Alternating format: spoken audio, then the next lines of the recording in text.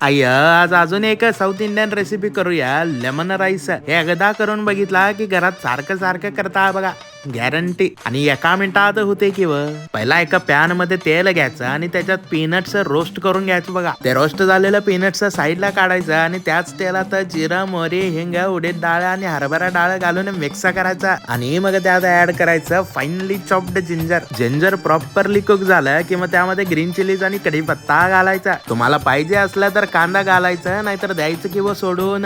It is optional. कांदा optional असला तरी turmeric powder is very important. आता जरासा 2 चमचे पाणी आणि सॉल्ट घालायचं. That is also very important. मग या सगळ्या मिक्सर मध्ये लेफ्ट ओव्हर राईस घालून मिक्स करायचं. मग त्यामध्ये रोस्टेड पीनट्स, कोरिएंडर आणि लेमन ज्यूस घालून परत एकदा मिक्स करून घ्यायचं. मग जरासं वरनं तूप सोडायचं आणि झाकून ठेवायचं. अय झाली की एवढी सिंपल रेसिपी एका मिनिटात झाली बघा. आता तुम्ही पण ट्राय करून बघा आणि कमेंट करून सांगा कशी वाटली रेसिपी.